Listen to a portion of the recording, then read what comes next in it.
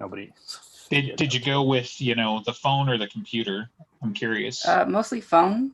Yeah. Well, phone's the native, OS for Twitter. So, I kind of figured that would be the answer. But... Yeah, but TweetDeck has some abilities that the phone does not have. Like the ability to schedule a tweet is not on the phone as far as I know. And so it's just like, I just wanted to do it in 15 minutes, not right now. Okay. Yeah.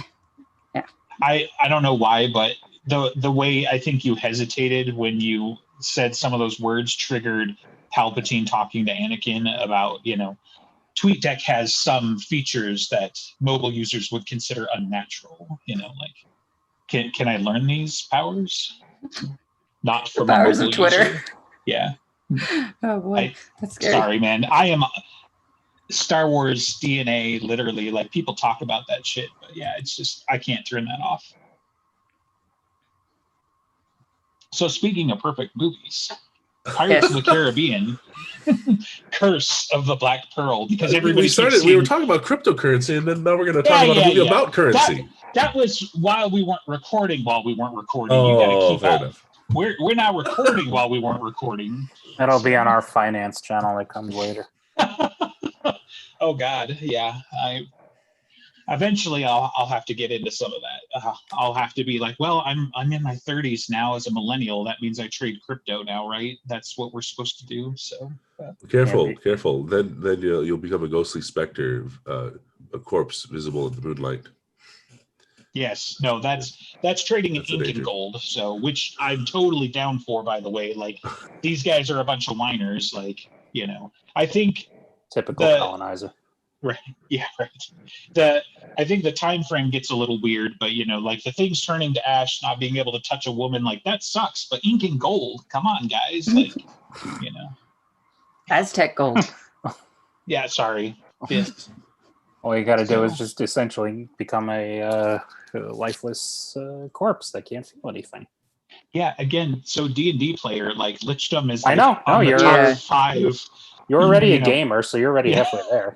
That's what I'm saying. Like, I feel like they suffered from a distinct lack of creativity, and I know it's supposed to be a curse, but if that's the curse, like, I'd give it a couple hundred years at least before I started worrying about it, and I certainly wouldn't have to resolve it in the next hour and 39 minutes or whatever the runtime is, because I've been at this a few thousand years. I'm gonna let that kid run around with a piece of gold, and I'm gonna track his family for a while because I've been doing this, and I bought Bitcoin when it was 10 cents. So, again, the benefits of being undead. So be like, sure, I'll buy a few thousand of that. See, I tied it together. Did you like that, Ben? Are you good with it? No? That's very clever. Thank you. Here.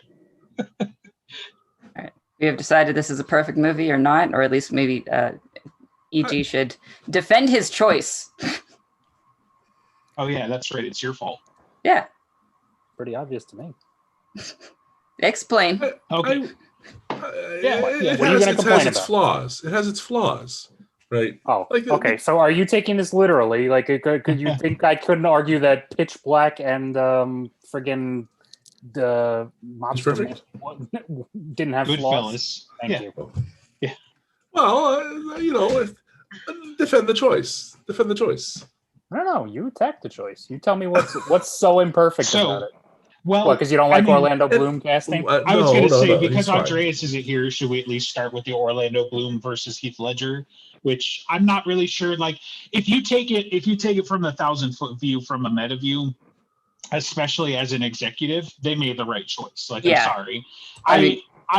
I don't think that Orlando Bloom is an amazing actor. Like, I keep trying to think of like other shit that he's been in. Yeah, it's mostly Lord of the Rings that I've seen him in, right? And Pirates of the Caribbean. I don't think he's an amazing actor.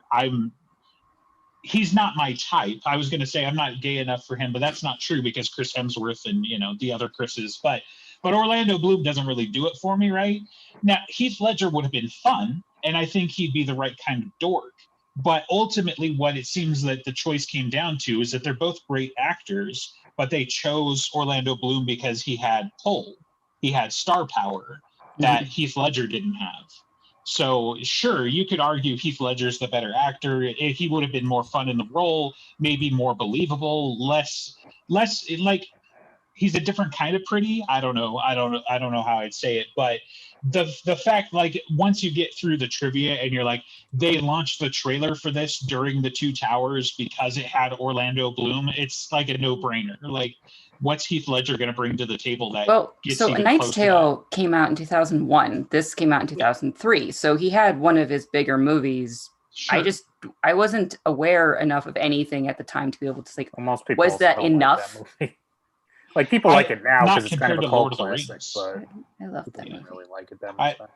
I love the movie. I don't think I actually saw it in theaters. Like, I think it was out by then, but it doesn't compare to Lord of the Rings. We're 20 years on and we're still talking about how impactful Lord of the Rings was. Now, A Knight's Tale is great, and if you enjoy the kind of genre, if you enjoy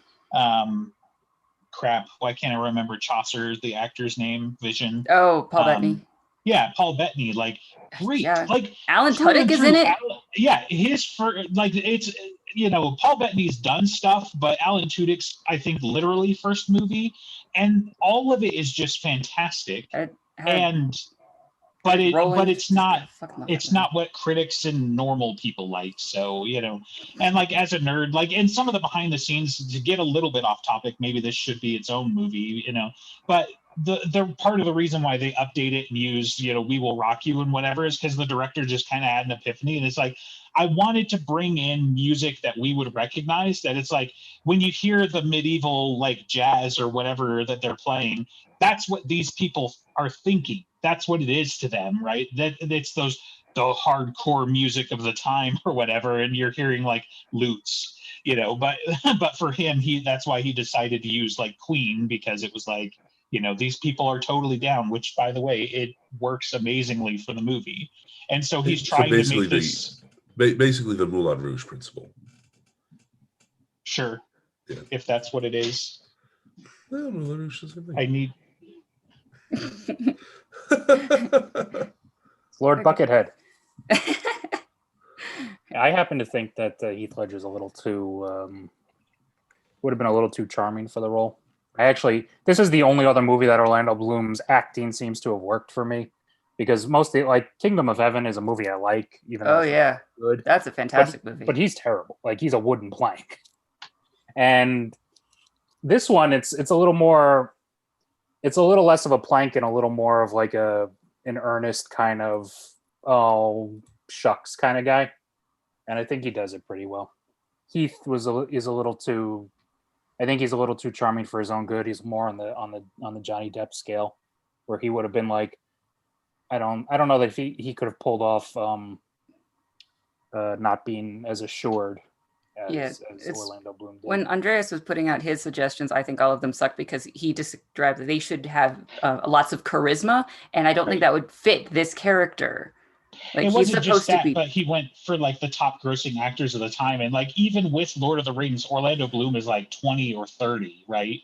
And so it's like, yeah, Heath Ledger's a lot less, but it's like, he's like Ben Affleck. It's like, yeah, he's number 3 on the list. Like, he's a bigger star than anybody else in the movie. Ben Affleck. Can you imagine with unironically saying Ben Affleck should have been in this movie? Right. Sorry that I interrupted, but yeah, like, I agree with you. Like, it was so ridiculous. Like, this is what happens when you're like a European trying to cast American movies. It's just, it doesn't. Well, yeah, I have to imagine that in the moment he found this list and started going down the list and like, oh, that makes sense, but he wasn't contextualizing it, and he wasn't, like, both for how much they're gonna have to fucking pay this guy and like what their other movies at the time were. Like, he tried to look at that a little bit, because he at least was like, oh, well, it came out in 2003, so we can't say, this other guy who was like still in diapers at the time, because I'm sorry, that was a long time ago for some of you guys, but yeah, I'm surprised he didn't throw Will Smith in there just for the hell of it. Hold on. Yeah, no, Will Smith's not the right kind of, like, he's too much of a lead, right, to do that sort of thing. Like, and that's exactly what Will Turner needed to not be. He was not the cool kid yet. Yeah, sorry. Even though he's the protagonist. Oh yeah, but he's on the upward swing, right? And so he looks up, and he needs to be like, he does not get to start out as the badass, and so he needs to not be a badass when he starts. That's important.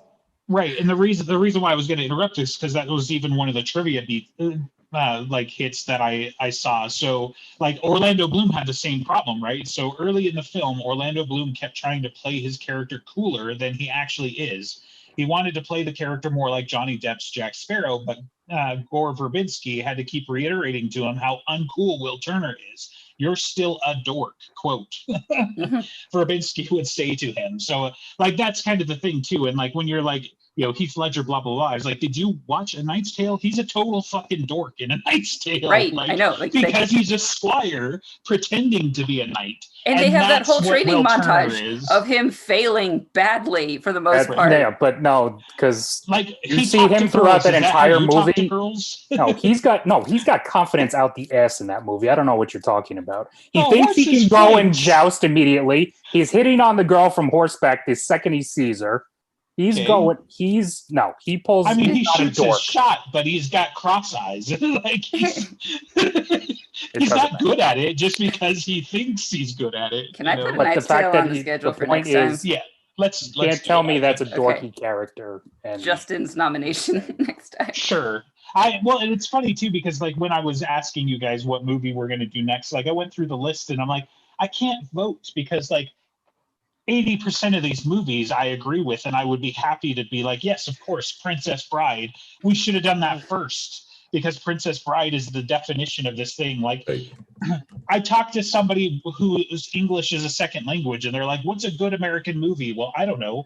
What do you want? Do you want action, romance, adventure, blah, blah, blah? And they're like, yeah, all that sounds fine. Hold on. Princess Bride, because it's got all of it. And then he even talks about it in the prologue, right? What's that book, Grandpa? Anyway, yes.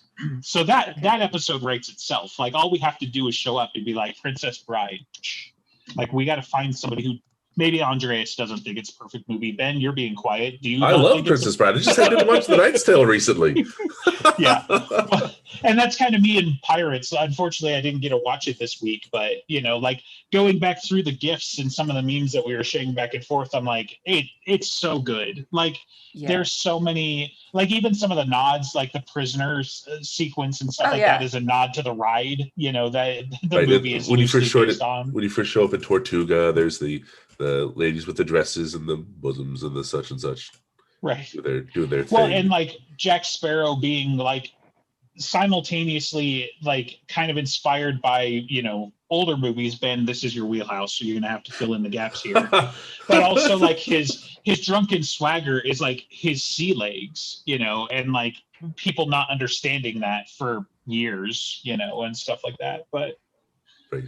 I love the whimsy of this movie and really the whole series, at least for the next two. I stopped paying attention after that. But like the crazy, almost Looney Tunes type logic of the whimsical Disney thing of like, of course, like they fall on this thing and they get shot up there. It's like just the crazy sword fights or Tortuga in its entirety. And yeah, I just like I love this weird mix of like action and kind of dramatic, serious things of they're zombie pirates and they're going to kill everyone. But also they're going to be in dresses. Yeah, and there's a lot of clever wordplay. They have the literal sword fighting, but they have verbal fencing as well. With a lot when you're a pirate, you always use words that, it's right, but nobody actually ever talks like that. None of the governor doesn't talk like Barbarossa or Jack who pepper their language with too many fancy words and fancy expressions. Right. Well, they even lampoon that, I'm disinclined to acquiesce to your request. Right, that exactly. Means no. Right. After you just said, just because I'm sorry, we're just humble doesn't mean I'm pirates. an idiot. Yeah, exactly. Well, there's an interesting thing right there. That's Barbarossa's first on-screen appearance. If you were watching this movie for the first time, you'd be forgiven for thinking that, protagonist Orlando Bloom, antagonist this pirate. Okay, great, and it's Jack Sparrow. But then Barbarossa shows up. 40 minutes in the movie, 40 minutes in the movie. Although once of course the pirates start attacking, it's clear something's going on. But the antagonist action is going to be on the side of Jack Sparrow. Then the Commodore turns out to be somewhat of an antagonist. It's an interesting. He was always obviously like hanging lantern on that he's a dick. Right. I don't think he's the paladin. I don't think when Jack shows up, anyone's really supposed to think he's an antagonist. Even during the sword fight, he's like, he's an obstacle. Likable. He rides a sinking ship to the dock. That doesn't with the most triumphant music you can possibly imagine. And he saves Elizabeth, right? He dives into the bay and saves Elizabeth. I get that, but I would understand somebody who's not savvy to all of that. Well, it's like a buddy cop movie, and he's the pain in the ass, right? Like, Orlando Bloom is the serious character who's 3 days away from retirement, and Jack Sparrow is the unhinged rookie cop. I know I'm blurring my genres a little bit, but you get the idea, right? Like, yes, he's the good guy, but he's also kind of an antagonist. I actually have Will Turner as like the straight-laced rookie, and he just got out of cannon cop academy. on the edge. Right. That's fair. I mean, that's literally, There's this weird sense in the movie that to be a pirate is almost more of an aesthetic. Do they actually do any actual piracy in the whole movie? Like, do they actually steal things from other ships? They attacked the ship. I suppose. And they sacked it. Loot it. They come there for a reason, but they do loot it. Mm-hmm. Right. Okay. That's where they got the dresses. I was just thinking of that ending where perhaps the right course of action is piracy, and I'm like, well, that's their ship. He's just escaping. Is it piracy to escape? Do we want to go down the history path a little bit, because piracy really was again about an aesthetic, because a lot of times in history pirates were chartered by the other nations. So they were chartered by a nation, and then they were just brigadiers, and we can't have you as part of the actual navy, because if you get caught, that would be bad. But if you would go sink a bunch of Spanish ships for us, that would be nice. And we don't care too much about what happens to the loot. So this is fine, but changing that wouldn't improve the movie. So it still falls in the definition of a perfect movie. But I think it's an important part of the whole fabric of Pirates of the Caribbean that's how it handles the subject of piracy. It is an aesthetic. It is totally top to bottom genre film, and that's fine. It's great. And it's this swashbuckling thing, and it's got these great action set pieces. Oh, here's the thing. These action set pieces, I think they're as good or better in this movie than any of the other movies. They're better than they are in Mask of Zorro. The other ones. That's true too. But there was a setup for the first sword fight between Jack and the sword fight between Jack and Orlando Bloom. That's how forgettable his character is. The name of his character is a plot point, but I can't even remember. Yeah, exactly. Will Turner. Will Turner. They set up that he works at a blacksmith shop because he presents this sword, and then later he's in the blacksmith shop, and the drunken guy is there too. And there's this great set piece where they sword fight, then they do the footwork, and then it escalates, and they're on the roof or whatever, in the rafters. It's a phenomenal little sequence, and it's so tight and perfect. Whereas in these the later ones, you have one of them at the very beginning, Jack robs a bank and drags it through the entire street, breaking through buildings. That's the absolute last one, and my God. Yeah, exactly. So it keeps it small. The other ones get more gonzo. They decided to focus more on the fantasy elements than, don't get me wrong, right? The curse, the skeletons obviously is a big part of the first movie, right? But it doesn't change the characters, right? No. But how do you have Davy Jones and his squid crew, and not ham up the fact that they're all these undersea monsters, and then he gets eaten by a kraken, and it's okay. Well, the second one starts off grounded, at least in the three-way fight, but then they're on the wheel, and of course the hangings, right, round and round and round. And then in the third one, the chase fight scene. Yeah, the three of them are fighting on the right. And then in the third one, you're in a typhoon, and he's fighting on the mast with Davy Jones swirling around in a storm. Basically, the next best thing to a hurricane. So it does not quite stay as grounded. That's something it's very it's definitely cartoony with a whole silly a sunken ship, a sunken little raft, and he steps off the top of the mast onto the dock, and that's that's pretty silly, but it's still grounded. But then you get the wonderful. It's not until like this second conversation Barbarossa has, like almost an hour in the movie, that he has that great line about you best start believing in ghost stories. Or you're in one, whatever. Right? It's great. It's great. Right. Oh, we're in a ghost story. We already saw the black sails and like the pirates. things, and they've already talked about they've already talked up. It's crewed by the damned themselves, but you know this Jack Sparrow guy. He doesn't look like he's like.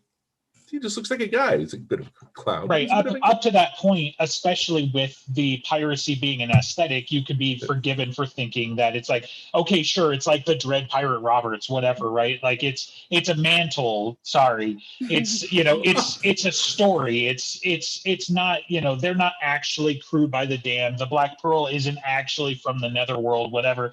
Spoilers, it's totally from the Netherworld, it's totally, undead, whatever. So, which I mean, just kind of like adds to it though, right? Like at no point did I feel like cheated or like, oh wait, well that's dumb or whatever. But you also get some of the hammy moments where it's like one of them gets stabbed or shot, and then they're like, oh right, yeah, I'm immortal, just those little shocks and stuff, and you get. Dumb and Dumber that I can't remember their name, like the guy with the wooden eye and whatever. Yeah, and I can never ever remember their names. Pinsel and Rigetti. There you go. So, parlay. The scowl, right? Yeah, like parlay. I think it was the French. Well, and what's great, even though it gets really crazy and really ghost story about 45 minutes to an hour in. You do have that kind of, this could be a scary looking movie because you see all the ships burning in the middle of the ocean. Right. And you have the fog and the scary music. I don't know how much this is a very small thing. I was so excited to see the name of the movie at the beginning of the movie. That seems like such a small thing, but so many movies is a weird thing where they put the title at the very end. But it's just damn right there. Great. Modern aesthetics. We don't have 35 minutes worth of opening credits anymore. No, but we do have a long title and long subtitle. Yeah. It's have you guys ever seen The Mask of Zorro? Yes. Okay. That's a movie. That's a movie that should be on this list if it's not already. Are you kidding? If it's in black and white, it's 50-50 maybe. But if it's come on. Could tease you. Yeah, no, do I have to Antonio specify? Banderas, we had to banish him from the perfect movies list because there's too many to count. So Spy Kids, Mask of Zorro, 13th Warrior. Sorry, no. Well, I was going to say a little not handy, nearly as good as this, but it doesn't let the camera stay in one place. Yes. Sorry, go ahead, Finn.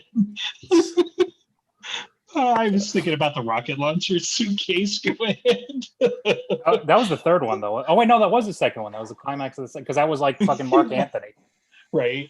Because I think the whole time you're watching the first one, you'd be like, why does nobody have a rocket launcher? And so the second one, they're like, yeah, let's do it. Okay, so what's your point about? Well, I was just going to say it's not as good, but it doesn't let the fights be the fights. You know how to sword fight, right? Yeah, sure. The pointy end goes into the other guy. Yeah. I love that. Crap! And I just forgot his name, but Zorro, the original Zorro, like Anthony Hopkins, right? Like I just have to say, a terrible casting decision, I was so fucking confused when growing up and realizing that Catherine Zeta-Jones and Anthony Hopkins were Welsh. It's not word. They still are. Yes, they still are. That hasn't changed. It's just a continuation of Sean Connery being like the Highlander, right? Like, oh my god! With the Japanese sword. Stupid. You can tell because of my accent. I've been to Japan. That he was Egyptian. He's the Egyptian with his Japanese sword. Yeah, he's an Egyptian Spaniard with a Japanese sword. Again, another Highlander. Fucking no. No, it was not. No. Maybe he's a Highlander because he's from Upper Egypt. He's not the Highlander. That's Connor McLeod. Oh, dang it. High and Low Egypt. That's actually the Scottish person. That's true. That's fair enough. I'll give you that. Now, here's a TV show. Not give it. But yes, Mask of Zorro suffers some of those same.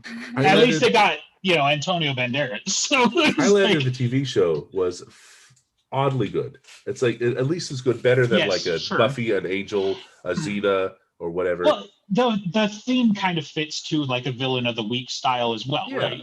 So it doesn't. I think of the point is to kill somebody. Yeah.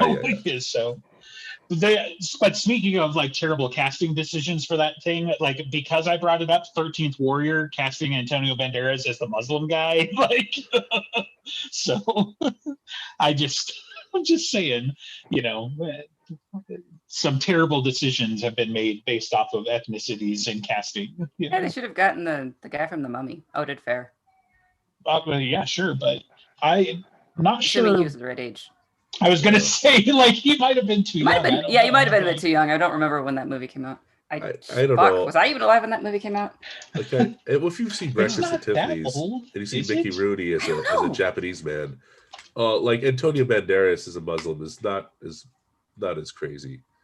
No, well, it's not as crazy as Sean Connery is an Egyptian, but it's still not great. The only person on this podcast who's seen a movie over than 50 years older than you. So Oded was born 5 years old, apparently. 70, and Breakfast at Tiffany's 13th Warrior was 99, so he would have been fine. He would have been 29. Breakfast at Tiffany's been 60. Yeah. I was alive. So he's older than I thought, but I mean, he ages well because it's like the only time that I've seen him play an older role like lately was he's playing Admiral Vance in Discovery, which by the way is like propped up season 3 for me, because he's on my list of like distinctive voices where it's like these 5 or 10 actors, like I can tell you exactly who they are no matter what they're playing because they don't try to hide their voice. They're just like, I was hired for my voice. I'm just going to read the lines. Okay. So, it used to be like Tony Todd, and then you added like Chris Brown to the list. And like, there are a couple others that are like, they've voiced your entire childhood, but they actually like change, like they try to affect different voices during the shows. So it's like, when you go through IMDb, you see them, but it's like Oded Fair. It's like, yeah, I know his voice, especially because he's a voice actor in Destiny. And, Lance Reddick is another one where it's like every time he shows up now, you just, yep, that's him. So is John Wick on this list? I need to check. For a perfect movie? Yeah, at least the first one. Well, I was going to say the second two, sure as hell aren't. But no, yeah. I mean, for how do you fuck up a movie where the two things, like, it's basically boils down to 3 plot points, right? I'm a retired assassin. You killed my dog. Everybody in the movie is going to say, oh, fuck, for the next 30 minutes. And then John Wick kills fucking everybody. And, like, what did they fuck up? Like, how could they possibly go wrong with that? The first one was so good. I haven't watched the other two, so it's just stayed amazing in my head. Okay, yeah. But it's so great because down quite precipitously. That's a bummer because they do some more world building, right? So the world building is it should have stayed contained because the world building they do then on is like, gotcha. That sucks. But like, think about it. If you enjoy Fast and the Furious movies for what they are, and you just go and you're like, I like the nonsense, then yeah, you'll enjoy the next two. There's no right.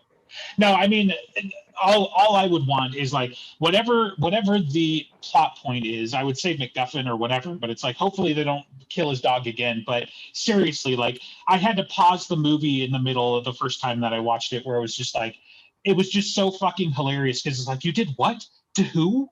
Fuck. Was like the only line anybody says for like 30 minutes because it's basically literally the telephone game, them calling each other, being like, we've wakened the sleeping giant and he's gonna fucking kill everybody because we woke up Baba Yaga. Like, oh no. So yeah. Anyway, so therefore a perfect action movie, right? Borrow XKCD, like action movies have too many words. Like we just want River Tam fights everybody.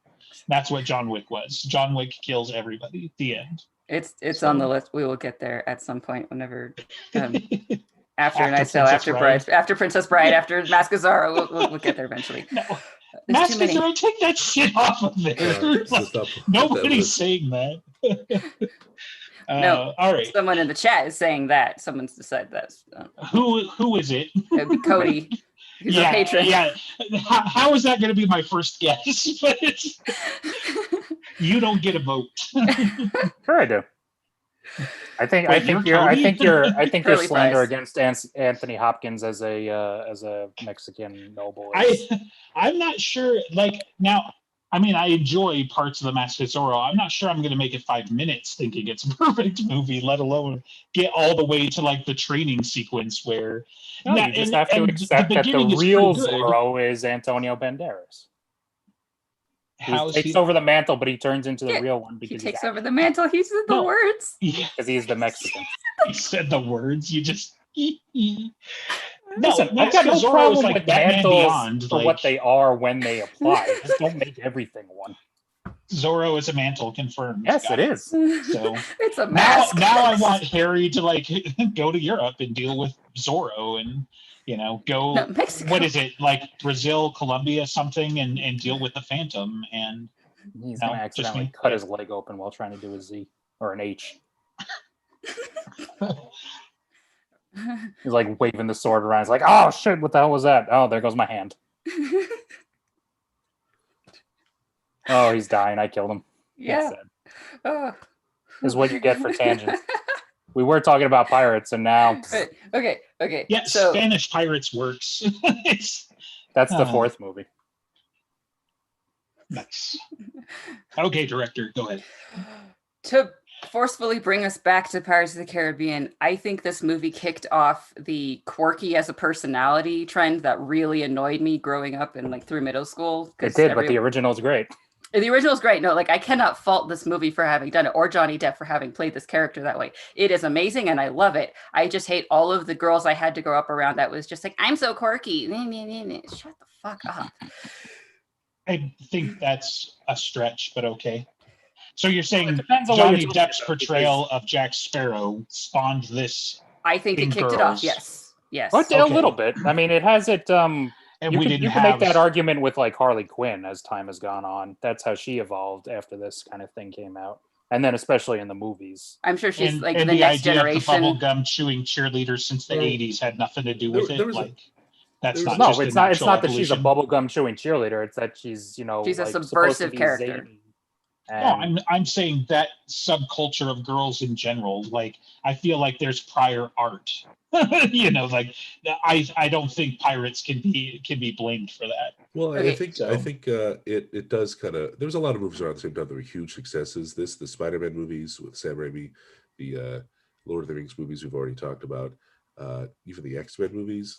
This kind of bring it to the mainstream of it's even more than just quirky personality stuff, but like the commercialization of a nerd culture, and of course the Star Wars prequels are starting to come out around this time. That it becomes 1999, dude. Yeah, that's what I'm saying. This is 2003. I think the Star Wars prequels have been out by now, is what I'm saying. Well, the first one, the third one, I think the second one came out a little after this. But so if you look at that as an overall trend, you have. The second one was 2002, I think. I thought Phantom Menace was 2001. I don't know. Phantom Menace was 99. I think the second one was 2002, and then 2005 was Revenge of the Sith. Right, exactly. I thought it was older. Oh, wow. 2003 was Daredevil, because that's Daredevil. Love it or hate it, Daredevil was the one that I marked that was the turning point in superhero movies, that they were like, oh shit, this might actually work. People might watch these. Surely that was X-Men. Yeah, why not X-Men? Spider-Man. No, X-Men's bad. Daredevil. X-Men was 2000. Spider-Man was 2000 or 2001. Right. Yes, and they still had their challenges. Yes, okay, I can give you Spider-Man, but we also had Hulk, which is like, Nobody cares. Yeah, exactly. But that's what I'm saying is like a lot of other superhero movies did not do great. Wow, it was building off of this whole trend in the early 2000s. Then you get the Dark Knight trilogy, and eventually the Marvel Cinematic Universe, and then you get, of course, the Star Wars sequels. Though these major franchises, and the Pirates are going throughout this entire period. You get this whole the nerd culture sort of. You can boil it down. You just said it, to franchises. I mean, this is the kind of thing that, like, the fact that this was a success as a one-time movie in and of itself was basically a miracle. The fact that it spawned its own franchise based on a ride, absurd. And imagine if the Eddie Murphy Haunted Mansion movie had been any good. I don't know how I would imagine that. See, that was the wrong message that Disney took from this, where it was like, Right. oh, we can make a movie out of any of our theme park rides. It's like, no, you can't. Oh, that really and then Tomorrowland, Brad Bird's Tomorrowland. Yep, that was terrible. Oh boy. A Haunted Mansion movie could work, but it needs a good story writing behind it, and I think that's where it failed. Like the aesthetics, I think they pulled off more or less, but you need Casper. Oh, Casper's good. Shut up. It is good. Haunted Mansion is irredeemable. Like I watched it again, being like, this couldn't possibly be as bad as I remember. It's worse than I remembered. Okay. Like Casper's good, and Casper holds up well as far as its CGI goes. Like a lot better than it ought to for a 1995 movie or whatever it was. I mean, you go and you look at like the one because that was another one of those movies like Disney that spawned off direct to VHS sequels later on. Like the second one of that looks garbage. Right. Apart from the fact that it was a bad movie, but other franchises, 2003 Matrix Reloaded, because I'm going through and like trying to recontextualize like what was coming out then. Oh yeah, 2000s were all about the franchises. Once Upon a Time in Mexico, Antonio Banderas. So that was the third one. That was the sequel to Desperado, which was I don't know if you ever saw El Mariachi, but it is like king of B grade movies. Like it is the epitome of that. I wonder. I don't think I have. As far as like Disney features at this time, like this is a huge success for Disney at the time that Disney was doing very poorly with its animation. Aside from you have Emperor's New Groove in 2000, but that's very good. But then you followed up with what? Atlantis, Lilo and Stitch is great. Which but then again you followed is up with good. Treasure Planet. Everybody else shut up. Treasure Planet. Yeah, that Treasure Planet was also good, but not well received. Chicken Little. So. Not great. Meet the Home on the Range, Meet the Robinsons. Oh, the only good thing that Disney was funding in this period was Pixar, as far as animation goes. And so this comes out as a huge success. I wonder to what degree this influenced their perspective on their live action branch of stuff. They had a whole bunch of stuff in the 50s and 60s, and now they have this new wave of live action success. Well, probably helped them eventually go on and ruin Star Wars. I mean, they started buying everything in sight after a while. Marvel, right? Well, they ruined Marvel as of late. That's like Marvel was good at the beginning.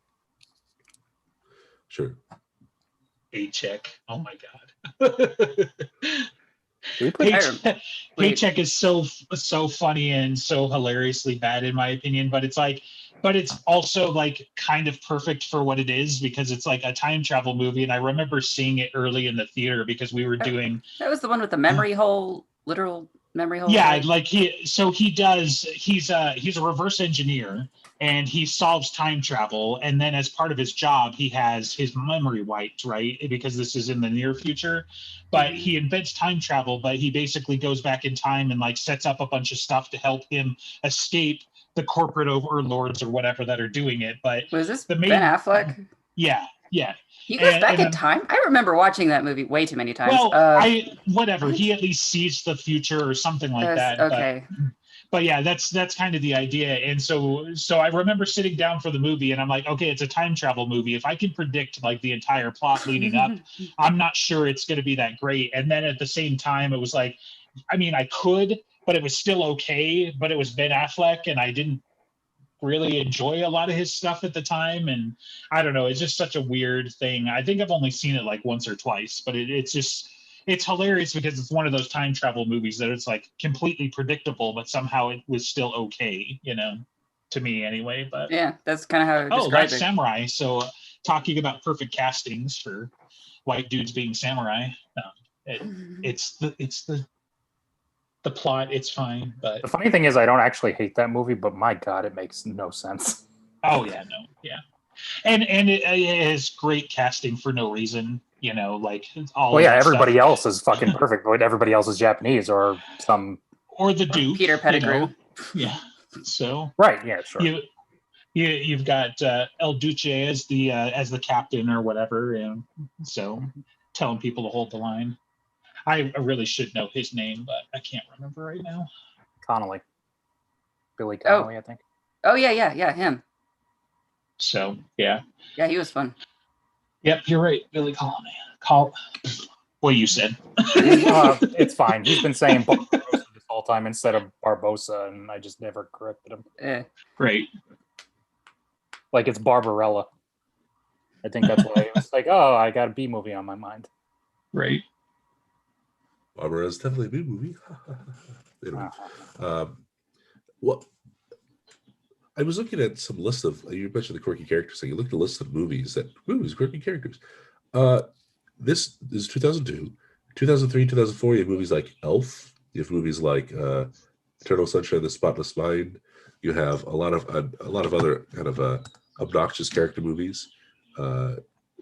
Zoolander's 2001. No Brother Art, that was 2000. You have very, very much a lot of a rubber-faced sort of post-Jim Carrey performances from a lot of people, and a lot of I don't know if that had any influence on kind of where this fits in pop culture at the time. Johnny Depp. Yeah, I mean, I don't remotely blame Jack Sparrow for that, but I mean, I wasn't like a teenage girl at the time either, so maybe I don't know what I'm talking about. I mean, don't sell yourself short. I'm sure you would have been a fine teenage girl if you put your mind to it. Well, it sure kind of ruined Johnny Depp's career. After this one, he had Charlie and the Chocolate Factory, Transcendence. Well, I mean, you could just blame that on his relationship with Tim Burton if that's what, because he just does everything. But even still, how is that a ruined career? Like Tim Burton hires him every time. That's like Helena Bonham Carter. What's a good movie he's done since? What's a good movie he's done since? Well, depending on how you rate it, all of them, because he's still making money, which is the primary goal. So, sure, he hasn't been in like Star Wars or Marvel or something, but that's not how you rate success. Anymore. Well, that's a step too far, but it's going through some trouble patches. Real fans are going to be there for when it picks up again. But people seem to like. Let's see. There was Public Enemies. I think people thought that was okay. Wasn't it? It's like maybe we should do Rotten Tomatoes because then you can. No, that's. I didn't Corpse see it. Bride. I just remember people liking it. People liked Corpse Bride, although he was just a voice from that. Well, yeah, because it was animated, so all of them were voices. Well, but look at what he was doing beforehand: Edward Scissorhands, Ed Wood. Yeah, but that's also when Tim Burton was supposedly good too, and then so Tim Burton went to shit, and Johnny Depp kept doing his movies. So,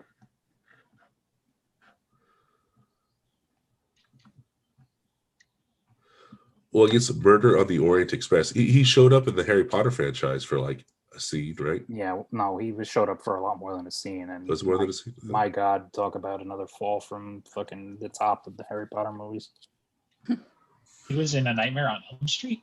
Is that? Yeah. Oh, yeah. That was like his first role. Wow. He was the one who got killed on the bed, and it like was dripping through the ceiling. Well, I mean, that I'm not sure that narrows it down for me, but okay. Okay. Well, it was a minute since I've watched them. I think it was one of the more overt deaths where he like gets sucked into the bed and then just like blood. Okay, and then the blood. Okay, I can think of the scene. I can't picture the face, but. The blood was more important, I guess.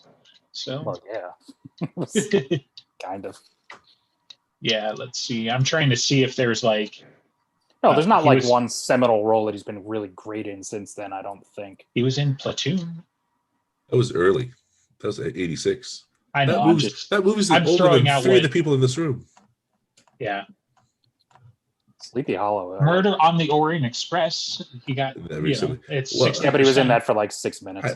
I don't know how Rango has a positive tomato meter. Don't call it the tomato meter. That's stupid. Anyway. Well, the tomato meter is there because it tells you what other people think. As we're trying to see what popular movies he's in. Because I didn't like Ringo, but if it was popular, then whatever. Sweeney Todd was okay. Rango, I think, is one of those like weird like character movies where everyone just kind of really likes it once they've watched it. But I've never bothered to ever watch it because I was like, I don't give a fuck about this. Do we count Fantastic Beasts? Because that should have probably been the first thing that came to mind, right? Well, I mean, whether you like it or not, but as far as being in successful franchises ever since Jack Sparrow, I don't really think it ruined his career is the point, right? Oh, yeah. His career is fine. Amber Heard ruined his career, and she's the worst person anyway. Yeah. And that finally is coming to light, at least. So, but Not that it matters, because now they're making all pirate Girls of the Caribbean. Yeah, Rango was like really loved by fans, apparently.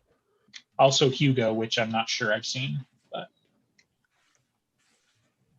holy crap. How far down how old is Sweeney Todd? Sweeney Todd's like 05, like 15 or so 6, years? I think. Jesus Christ.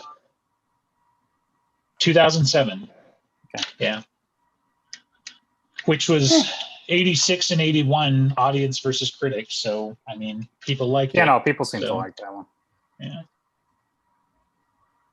So anyway, yes, I would say that his career was not ruined, but I like to watch him. I mean, it might have shifted his roles a little bit for sure. Like I would go that far as to say like, Sweeney Todd and a few other things maybe, but it's also possible. He seems to have gone kind of in the goofy-ish direction instead of anything more dark or serious. So.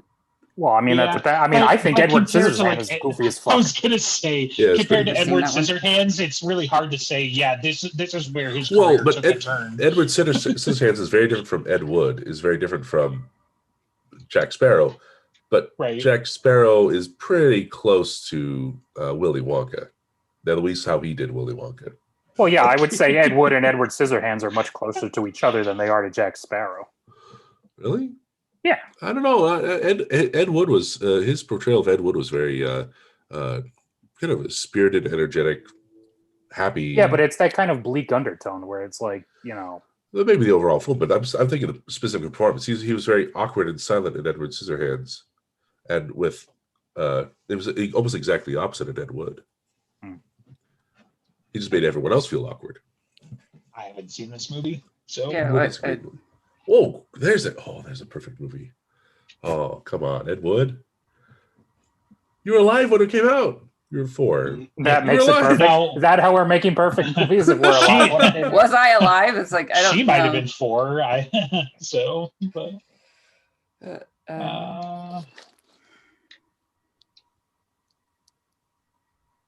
Yeah. See, the problem is like this isn't my kind of movie, right? Like.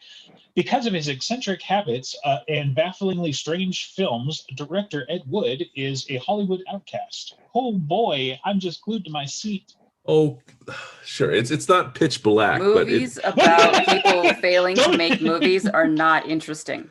Right. That's the problem, right? Like a lot of these kinds of movies cater to the Hollywood audience, which is like, I'm not a Hollywoodite. If you're ever trying to sell me on a character who's trying to be an actress or something, or trying to write TV shows, like I'm bored. Stop. Right. The story can be equally important, right? That's part of the point. And like, if I'm not interested in the action, I'm not interested in the characters, I'm not interested in the story, why the fuck am I here? So at least some of the other movies can have 2 out of 3 or even 1 out of 3, right? But it's what I tell people. You can get by with a lot of shit as long as your story is good. And I think that's what Deadpool showed people, is that Deadpool was internally consistent and they had a decent story. And so they can get away with all the other shenanigans because they actually followed through on the material. Shit like The Hurt Locker, which is like, Academy acclaimed and blah, blah, blah. No. Fuck you. The only reason why I'm watching The Hurt Locker is because it's about soldiers and it's got fucking Hawkeye in it. Nothing about the story like drew me in. I didn't feel like his character stuff, just anything like that. I was just like, why are we doing this? La La Land, like any of the artsy movies where it's like, oh, this is Hollywood at its best. You can tell because nobody else fucking likes it, Well, I agree with that. Edward is not it won the Academy Award. Edward is like more like a lovable. It's more like the Goonies make a movie, but they're all weirdos and outcasts and that sort of thing. It's definitely more the 90s Tim Burton sort of thing rather than the patting oneself on the back Shakespeare and Love sort of thing. All right. Well, did you ever watch Bone maybe Tomahawk? I'll get to it. What? You ever watch Bone Tomahawk? I recommended it. Oh yes, you've recommended a lot of shit. Let's not get crazy there. So once I found out that a guy gets like held upside down and sawed in half, I was like, I don't know if I want to watch this one. It's a little much even for me. Really? That's interesting. I'm just trying to target your tastes.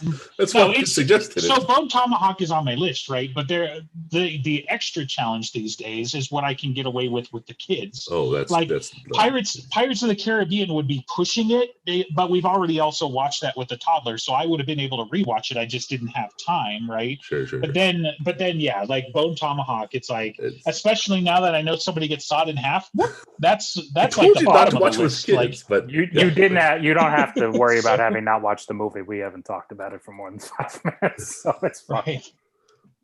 So I'm just saying, like, I got a really big backlog, and that doesn't even get to the black and white movies that you've also recommended, or Ed Wood. So in a scale of which is a black and white movie, Ed Wood, yeah, I know, I saw that too, which is another mark against it, because it's there's not even eye candy. Like, no, Ed Wood doesn't have any like violence or anything. Yeah. I don't even know if no, not even violence. I'm asking him to rate which one he would have me watch first, because he's recommended them both. So if that's the metric, then depends. If it's too extreme even for Jacob here, then don't bother. Don't talk about I'm not a wilting violet. Does he chop a woman in half? Like, is that your line? Yeah, and that turns you into a wilting violet.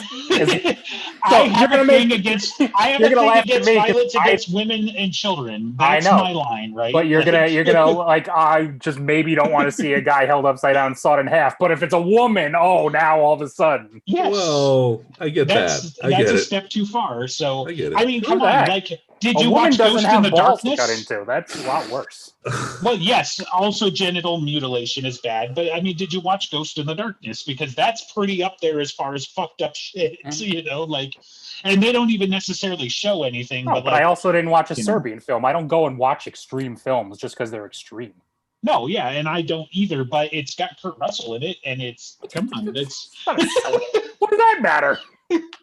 It matters to me. Kurt Russell's on the Dark Lord. Does Snake Plissken saw a person in half? Because that's what we need to know. If Kurt Russell's in the movie, yes, I must see it. He's on my short list of, like, I like Soldier, okay? So it's really hard to do worse than that for a Kurt Russell movie. I've watched the Snake Plissken stuff. Like, that shit's great. All right? So, yeah, I'm probably going to watch it because Kurt Russell's in it. Maybe I'll fast forward the part. Maybe I'll close my eyes, but it doesn't like. I've got a feel. What do you feel about Misery? Have you seen it? Have you heard of it? I'm familiar with the story. If I saw it, it was like a kid, because I have apparently fucked up childhood. So how's that for a perfect movie? Huh? It was well executed, and it was very creepy. I think I'm never going to get you guys to watch Psycho. So Misery, huh? Psycho? Why would we not watch Psycho? You're talking like the original Psycho? Yeah. Some of them you can watch because they're actually classics, and that's okay. You can watch them for their cultural significance, but I don't remember Ed Wood making that list. Sorry. I've never heard of this movie before this conversation. Ed Wood's like a cult classic movie about someone who's already making B movies. Like, that's that's exactly what Ed Wood is. And Ed Wood sounds like Ed Wood sounds like the stuff of Hollywood movies, where it's like, why would I watch this? Like, I would go to somebody's house and be like, we're going to watch a terrible movie. And then they would put on like Ed Wood. That's how I saw the stuff. So, I mean, if you want, if you want terrible horror movies and genre and that sort of thing, go watch that. You would literally just go watch a yogurt commercial and then imagine it's trying to eat you. That would be better than the stuff. But, no, like, nothing sounds interesting there except for Johnny Depp is in it. And he's not one of those, well, Johnny Depp's in it, so I'm going to go watch it, because he's just not. Because he's not Kurt Russell. Yeah, well, come on. He's not Gary Oldman. He's not Kurt Russell. He's not, so. Well, if you like Kurt Russell, you must have watched the last couple of Fast and Furious movies. No. Kurt Russell's in it. Even I've got standards. So he's in it. That's actually the first I've heard of it. So that's I had no idea he was involved. He's not a major figure, but he's in the last two, I think. I did, however, watch the Santa Claus Chronicles and the Santa Claus Chronicles 2, which are fucking amazing, by the way, because he does this blues singing sequence. Sure, but they're great. So I think it's hilarious that he's now old enough to be Santa Claus, right? Like, without the gimmickiness. But Hateful Eight, great. So he can play. Executive decision. Hateful Eight was okay. Hateful Eight's pretty good. It's probably, I would say it's one of Tarantino's better films. God, I think it's an underrated film, but I don't think it's one of his better ones. Well, Jackie Brown is usually the one people say is the Jackie Brown's the one everybody forgets about. That is probably top 2 Tarantino for me. Better than Reservoir Dogs, better than Pulp Fiction, easy. Jackie Brown is great. I still never. One day I'll get around to Pulp Fiction, but I think Kill Bill's overrated as hell. Oh, that's true too. Yeah, both of them. Tombstone, we've already talked about. Perfect movie, so I did actually like Once Upon a Time in Hollywood. He was in Furious 7. That doesn't exactly be like he's been in the Fast and Furious movies. Like, is he like one of the main villains or something? No, not according to this. Like, unless the Fast 6 was in like 1990 something. Like, so no, he was in Fast. Was he not? I could have sworn he was in one. This says Furious 7, and that's. I mean, the I know Fate of the Furious. That's what you're thinking. The 8th one. So, okay, one. Yeah, because it's a pun on the number 8. How clever we are! That's probably the cleverest that movie gets, and it's wonderful. And it'll probably be in the 9th one. So great. If he's not already in post. What is that? Like, what's a good pun for 9? Like, people have suggested time traveling Hitler plot. What? F9F Furious. Yeah. Yeah. Furious, but like fear. Yeah, I get it. Great. Sorry, I'm not conservative enough to initially get that joke. So, burn. And that's how we're canceled. So. No, you're liberal. We do the canceling, remember? Right. Yeah, I know. I just can't wait to get that hate mail. So, anyway, so no, I'm not gonna watch those even just because Kurt Russell's in them. However, Bone Tomahawk, I'm down for. So. Like, I mean, Vin Diesel's in those movies, right? And I loved Vin Diesel, and that's why I watched the first one, and I watched Triple X, but that doesn't mean I'm going to keep watching them. So stupid. They're so bad. Like, Triple X is probably up there versus Blade as far as, like, stupid action one-liners. How dare you? Yeah, you know I'm right, though. No, you are absolutely not right, because Blade belongs on this perfect Come movie. on, you can just imagine Vin Diesel is there and about to be dropped out the back with his fucking convertible with rocket launchers and be like, some motherfuckers are always trying to ice skate uphill. He could say that line and pull it off. I know, but it's still stupid. That line in context works perfectly, no matter what you say. It has always no context. Like, they could be having deathmatch on the ice, and that wouldn't make sense. Like, perfect. The Olympics 2035, Death Race 9000, and that still makes sense. You know what? Just for that, Mask of Zorro and Blade are both going on this list. That doesn't mean they're going to make it. Oh, they are. I also get a vote. I will intentionally derail your episode. With each of them. What, with the Princess Bride? Like, you're going to bring it? Well, the Princess Bride is great, but you know what else is great? Blade. No. You know what? If Wesley had said to Buttercup, some motherfuckers are always trying to ice skate uphill at the end before kissing her, that would have been perfect. Humperdinck. He's, instead of to the pain, he just stands up and be like, some motherfuckers are always trying to... I should get into video editing just so we could do that. Like, every great action sequence and like Vicini says inconceivable moment. And forget what's it? Mandy Patinkin's looking down on him climbing the mountainside, and he's like, "Some motherfuckers are always trying to ice skate." Well, it's funny because now, like, going through all the movies we talked about, Snake Plissken absolutely would say that line because they wouldn't even be out of character for him. Like, okay, who would say it in Pirates of the Caribbean: Curse of the Black Pearl, though? Barbarossa. Yeah, I was there too. Yeah, yep. Some motherfuckers are always trying to ice skate uphill. That means no. I think it would be better if right after Jack is captured and the Commodore's looking at all his shit and he's just like under his breath. That's a good spot too. Which that's the best part like, I've ever seen. I expected it to be made of wood, but you have heard of me. Some motherfuckers are. That's where it goes in. This line makes everything better. There's not a single movie that is not improved by this line. The Iron Giant. Instead of I'm Superman. Yeah. Where would it go in Ed Wood? Come on, because that movie absolutely would be made better by this line. It would be made by everyone who isn't Ed Wood would say that line. No, That's the kind of movie played Ed by Wood whoever's is. playing Bela Lugosi. And all right. Well, this was a fun talk about Pirates of the Caribbean, but Star Wars. So hold on. Now, like all of them, I wanted in every Star Wars movie. So maybe that should be our entire next episode. Where would we put this line? In every single movie. That's easy. When Princess Leia looks and he's like, "You came in that thing?" Some motherfuckers are always trying to stay up. I don't care what you smell. Get in there. Princess Leia in the freezing chamber. I love you, Han Solo. Response. Yeah, it's even better because he's about to get frozen. So no. It's after Luke jumps and like he gets his hand cut off and he falls down and Darth Vader looks down. He's like, "Some motherfuckers." But like obviously in James Earl Jones's voice. Yeah. Instead of put Captain Solo in the cargo hold, you got Boba Fett. Some motherfuckers. I was trying to skate uphill. Yeah, that's probably a Boba Fett line too. So yeah. Well, considering he's only got like one line in the entire fucking original trilogy. He says "as you wish." That's it. And then put Captain Solo in the cargo hold, so he's got 2 lines. Pretty much. I know. I was trying to think. He doesn't.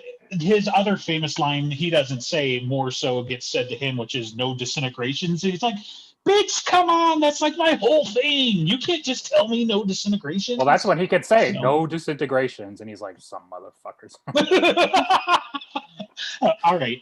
You're turning me around on this whole thing. It's perfect. It goes everywhere. Put it in Frozen. The cold never bothered me anyway. Like, yeah, but if Frozen, if it's got ice in it, like, come on, like the Mighty Ducks, some motherfuckers are always trying to skate uphill. Like that's easy mode. Come on. So what you got to do? Where are you going to put it in? Where are you going to put it in Revenge of the Sith? They're fighting on Mustafar, and don't try it, Anakin. He chops his arms. Well, that's when he jumps. When he jumps, he's jumping, and he's like, "Some motherfuckers." That's exactly where you put it. Because he's surrounded by lava. Well, changed Luke's passive Death Star, detonation from "use the Force, Luke" to Luke's like "some motherfuckers." Boom. The Emperor's like, or even better, trying to get him to turn to the dark side, and he's still like, no, and he's like, "Some motherfuckers are." Right.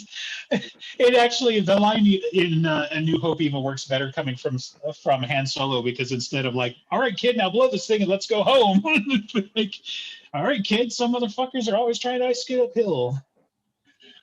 Can we just cut now? This is just getting more ridiculous. You've been getting into it, so I don't think so. Well, you see, it's hit my funny bone now, but no, it's probably better to cut. Yeah. Say goodbye, everyone. Go see us next week when you actually care about the stuff we're watching.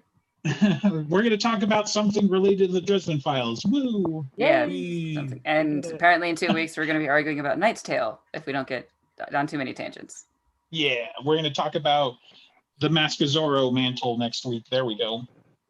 Maybe that's what we should do, and go through like all these movies. We'll have a crossover episode with the people from while we weren't recording and the people from Dresden Files. Spoilers, it's us.